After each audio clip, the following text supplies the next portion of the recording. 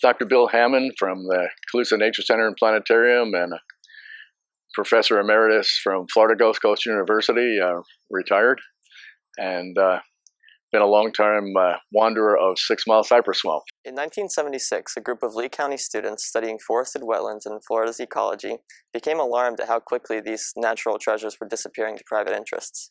These students, known simply as the Monday Group, envisioned a place where visitors could stroll amongst majestic cypress trees and feel as if immersed in Florida's primordial past. They sought an oasis where guests could observe the vast array of plants and animals that can live in a place that is sometimes land, sometimes water, sometimes both. In such pristine surroundings, they hoped that people could begin to learn how wetlands provide priceless yet often hidden benefits, such as water purification and storage, natural flood control, and wildlife habitats. Knowing that 6 Mile Cypress Slough was under imminent threat from logging and the channeling of its water, the Monday Group launched a daring campaign to save it for future generations. Lee County voters responded overwhelmingly by increasing their own taxes to purchase and convert the slough into a preserve. Conservation 2020 is an environmentally sensitive land acquisition and stewardship program in Lee County. This program preserves and protects those regions of great ecological value in Lee County for the benefit of present and future generations of Southwest Florida. They've acquired 124 properties, established 45 preserves, amounting to 24,931 total acres. Our group realized the impact that Conservation 2020 had had on Lee County. Everyone who took a part in that contributed to sustaining our natural environment, improving our water quality, and preventing complete development of the Lee County area. Conservation 2020 is now 20 years old, and we made a documentary of how it began and who was involved in order to celebrate the dedication these people inspired in future generations to be better stewards of our local land.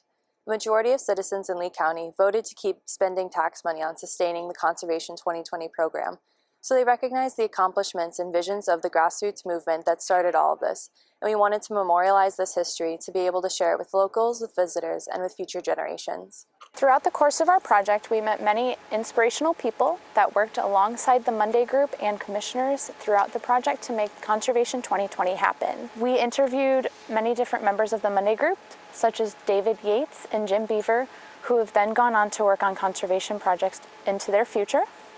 We interviewed people that helped alongside county commissioners to develop Conservation 2020, like John Cassani and Brianne Wessel, who also developed the red map to show conservation areas in Lee County, and went on to further explain and provide physical evidence on where conservation areas would happen most and the effects that it would have versus now and from the future.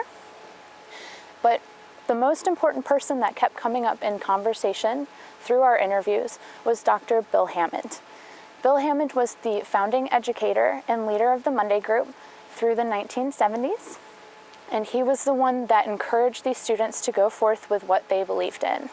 Instead of telling these students that it was a very hard task or it could be nearly impossible, he asked them how it would be able to get done, and he helped them go through the right channels to make sure that what they believed in was a work in progress and made sure that it was going through in the right directions. And now 20 years later, the hard work that these students had put in and their time and their effort and their beliefs are still going strong and will continue to go strong into our future. An issue that will become more prevalent in the coming years as population continues to grow in Southwest Florida is the rapidly depleting freshwater sources we depend on.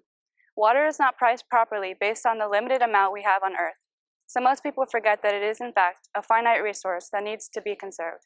In Southwest Florida, there are increasing examples of impervious surfaces, for example, roads, parking lots, and garages. This negatively affects overall water flow, reducing the amount of fresh water that is being recharged into our underground water supply. Conserving green spaces will both dramatically increase the flow of our water by retaining permeable surfaces and help to clean and purify the water in the process. The land does this for free, whereas a water treatment facility costs millions a year to run. Preserving our lands today means that the future generations won't have to worry about something as essential as drinking water. Another important aspect I want to touch on is the concept of biodiversity.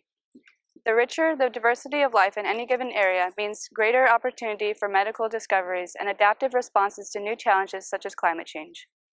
Conserving land gives us that opportunity to conduct research and potentially discover breakthrough information regarding the future health of us and our planet. Everything went well on our project when we were trying to consider what kind of materials we needed and how it would go and who was going to do what. For example, we were thinking at the beginning of class, when we knew that we were going to do this project, that we would need an expensive camera. So we tried to rent one, and then after we already went through all of the processes to get it underway, we realized that we probably didn't want an expensive camera because we'd be going through the water, and we were thinking, so who's going to pay for it if it ends up falling in the water, which might actually happen. So we decided to not go that route. And then we also realized that we didn't really know how to edit videos, and we also weren't very good at recording or had any skills, except for maybe Daniel. So Victoria found her friend Krista and knew that she had more talent at this than we did. So we used her equipment and some of the editing skills of Daniel, and we managed to pull it off. And we also were able to learn skills from one of the people that Silence's mom knew, who showed us how to work some of the editing equipment and where we could go for resources.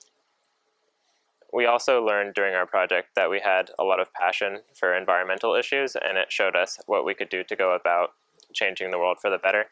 So we noticed that a lot of the people in our project would focus on environmental issues such as climate change and the Dakota Access Pipeline. So we'd be encouraging people in class and through our Facebook page and some of the people we knew in real life to vote no on one to prevent the monopoly of solar companies.